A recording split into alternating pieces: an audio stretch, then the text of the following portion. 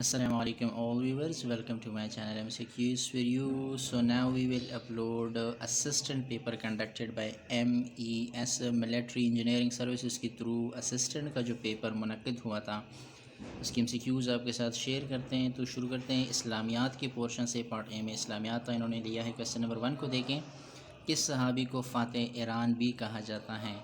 तो ये अपने साथ याद रखिए, हज़रत साद बिन अबी वक़ास रज़ियल्लाहु तआला अन्हु जो है ये सहाबी थे कि जिन्होंने ईरान फ़तह किया था, या इसको फ़ातिह ईरान भी कहते हैं। ऑप्शन ए यहाँ पे करेक्ट हो जाएगा। क्वेश्चन नंबर 2 को देख लिए, सूरह हज कितने आयात पर मुश्तमिल है? सूरह हज 78 आयात पे मुश्तमिल है, 78। इसका ऑप्शन करेक्ट ऑप्शन सी हो जाएगा।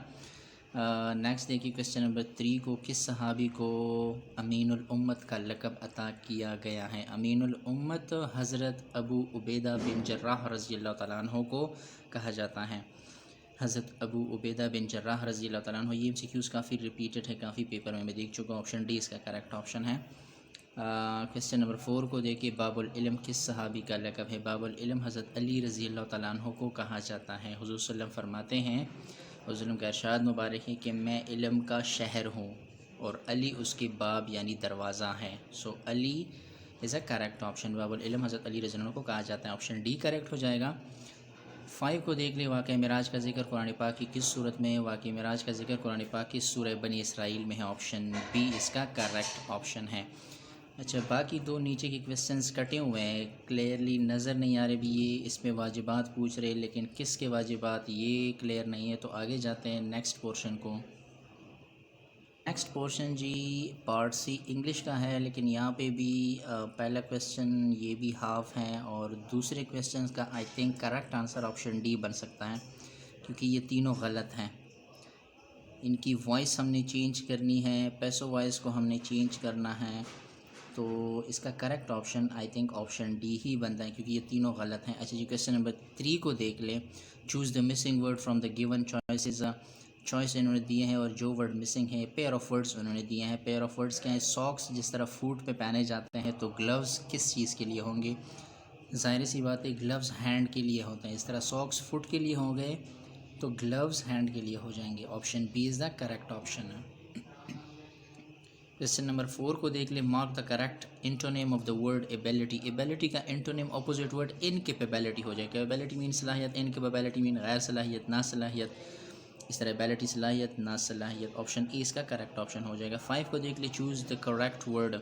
करेक्ट वर्ड यहाँ पे सिर्फ ऑप्शन बी ही बनता है, थ्रोंग। थ्रोंग इज़ अ करेक्ट वर्ड, बाकी ये तीनों गलत हैं। करेक्ट ऑप्शन ऑप्शन बी हो जाएगा। 6 को देख लिया। Mark the correct word of proverb. इन्होंने एक प्रोवर्ब दिया है और करेक्ट वर्ड इसके लिए ढूंढना है। एक वर्ड इसमें मिसिंग है। God helps those who help themselves. ये मुहावरा आप लोगों ने सुना होगा, God help those who help themselves. Option D इसका करेक्ट ऑप्शन हो जाएगा। क्वेश्चन 7 को देख ले। Mark the correct synonym of the word. Agile का सिनोनिम हमने ढूंढना है। एजाइल का सिनोनिम मीन अलर्ट। एजाइल का सिनोनिम हमाइनी लफ्ज़ सिनोनिम है। ऑप्शन ए इसका करेक्ट ऑप्शन हो जाएगा।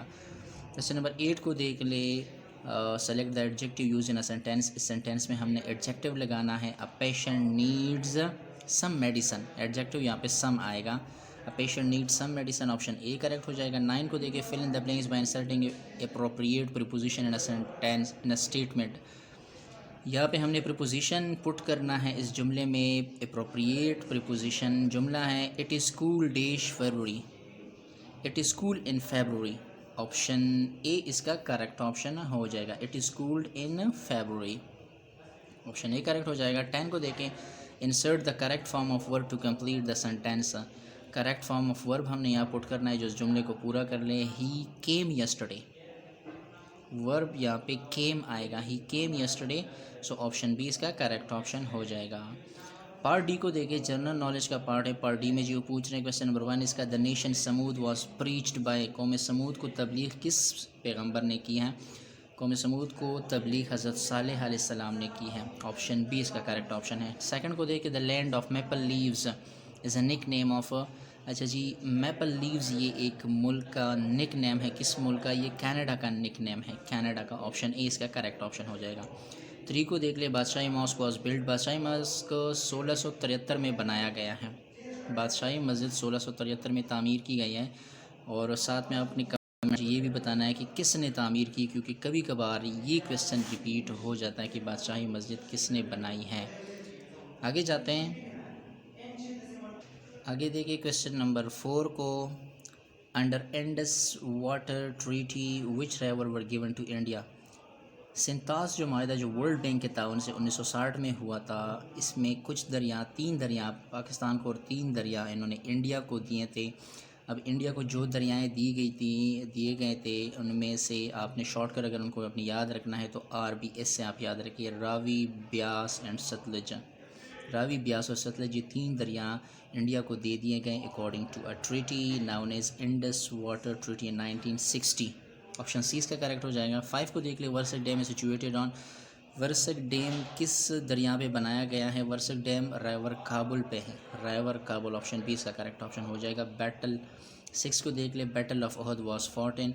जंग ओहद 625 AD में लड़ी गई है, जंग ओहद 625 AD में लड़ी गई है। ऑप्शन ए इसका करेक्ट हो जाएगा। क्वेश्चन नंबर 7 को देख ले, Badshahi mosque was built in, फिर से रिपीट हो रहा है ये क्वेश्चन, ये वही आंसर होगा इसका।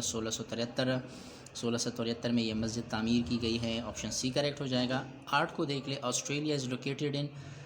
ऑस्ट्रेलिया एशिया में नहीं है, ऑस्ट्रेलिया ख़ुद एक बरआज़म है, ना वो central Europe, western Europe, south Africa. ये क्वेश्चन गलत है, यहाँ पे कोई ऑप्शन ठीक नहीं है। तो अभी देखते हैं MES वाले क्या करते हैं इसके साथ, लेकिन करेक्ट ऑप्शन इसमें नहीं है। क्वेश्चन नंबर 9 को देख ले, साइप्रस साइप्रस एक आइलैंड है, आइलैंड हर तरफ से पानी से घिरा हुआ एक जजीरा नुमा मुल्क है साइप्रस। ऑप्शन डी इसका करेक्ट हो जाएगा।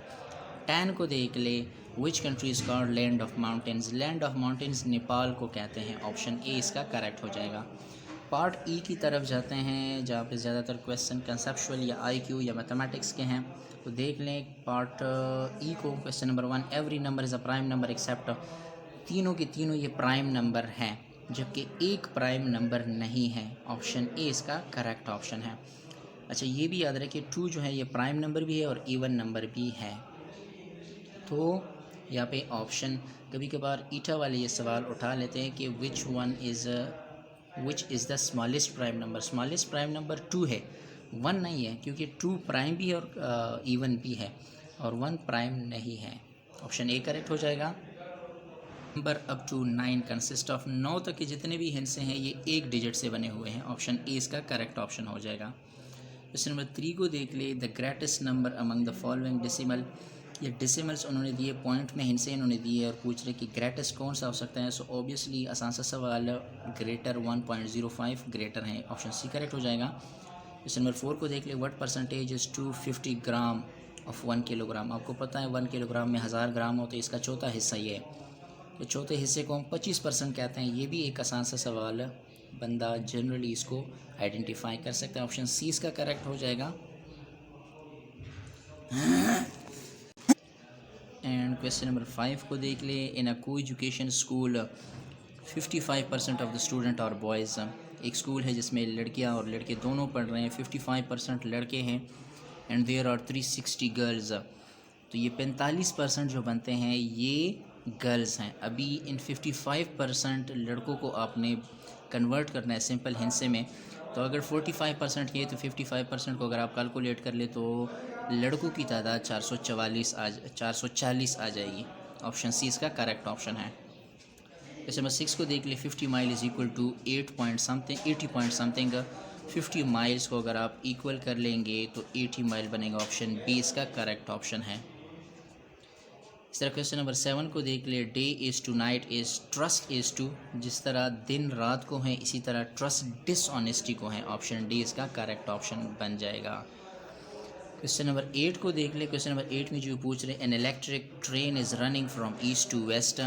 It is windy day, the wind is blowing from west to east, in which direction will be smoke go. हवा दूसरे सिमत में जा रही है, ट्रेन एक सिमत में जा रहा है, और ट्रेन इलेक्ट्रिक ट्रेन है, तो स्मोक किस डायरेक्शन में जाएगा। तो अगर ये ट्रेन इलेक्ट्रिक ट्रेन ना होता तो फिर इसका धुआं भी होता और धुएं की कोई ख़ास डायरेक्शन होती, लेकिन इलेक्ट्रिक ट्रेन है तो धुआं होगा ही नहीं, तो धुएं की डायरेक्शन भी नहीं होगी। सो यहाँ पे none of these, option D इसका correct option. Electric train has no smoke. Option D is the correct option. 9 को देख ले, which comes next in a series 25, 24, 22। अच्छा जी, यहाँ पे एक एक हिस्से को कम किया गया है। यहाँ पे पहले में 1, फिर 2, फिर 3, फिर 4 और फिर 5 हमने कम करने हैं, तो इसका करेक्ट ऑप्शन सी हो जाएगा। एक यहाँ पे कम किया 24, 2 कम कर दी तो 22, 3 कम कर दी तो 19, 4 कम कर दी तो 15, 5 कम कर ले तो 10 बन जाएगा। ऑप्शन सी इसका करेक्ट ऑप्शन है। और क्वेश्चन नंबर 10 को देख ले। Exposure to sunlight result in the formation of vitamin D in a body. अगर बॉडी सनलाइट के साथ एक्सपोज हो जाए तो बॉडी उससे विटामिन डी हासिल करती है। ऑप्शन नज़र नहीं आ रहा, लेकिन आई थिंक डी नज़र आ रहा है। सो ऑप्शन सी इसका करेक्ट ऑप्शन है, vitamin D. So these were MCQs of assistant paper conducted by MES। इंशाल्लाह बाकी पास्ट पेपर्स भी आपके साथ शेयर होंगे। तब तक के लिए स्टे विद अस। कोई भी चैनल पर नया हो, चैनल को सब्सक्राइब करिए, अपने दोस्तों के साथ शेयर करिए। Thank you so much for watching.